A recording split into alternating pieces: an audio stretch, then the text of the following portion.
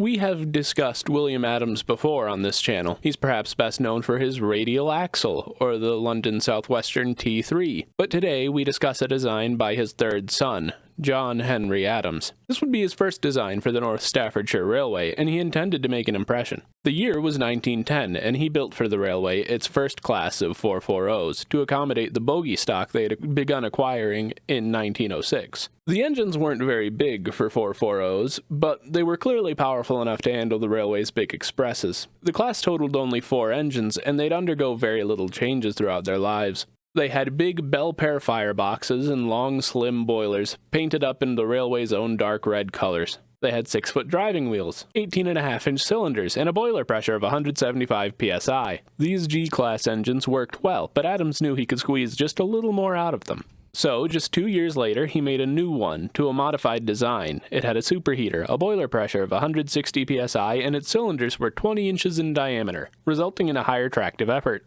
The G-class had a tractive effort of 18,384 pounds, with a locomotive weight of 47 tons. The KT, with its bigger cylinders and slightly increased weight, came out to 19,644. Over 1,000 pounds stronger. Due to its lower boiler pressure and large cylinders, the KT was likely slower than the G-class, but it should have been able to keep up thanks to its strength. I'd struggle to call it a huge improvement, but it was obviously more powerful, and it was built to suit a need. The LMS classified the Gs as 3Ps, placing them in an awkward spot between the 2Ps and 4Ps, both of which to Fowler's design. And with a class size so small, it was worth getting them out of the way. They were renumbered once after the grouping, and then again to make space for the 2Ps as they were being built. The first G-class to go was withdrawn at the tail end of 1928, and the last made it up to May of 1933. At this time, it was the last North Staffordshire Railway tender engine in service, and the last to be scrapped.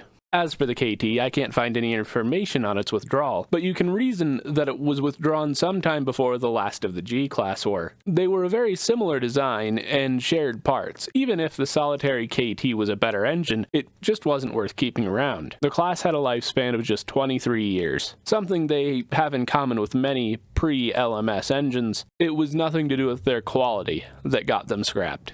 It was due to their timing. If they would have come some years earlier, they would have worked full lives, but the LMS was always quick to remove non-standard engines.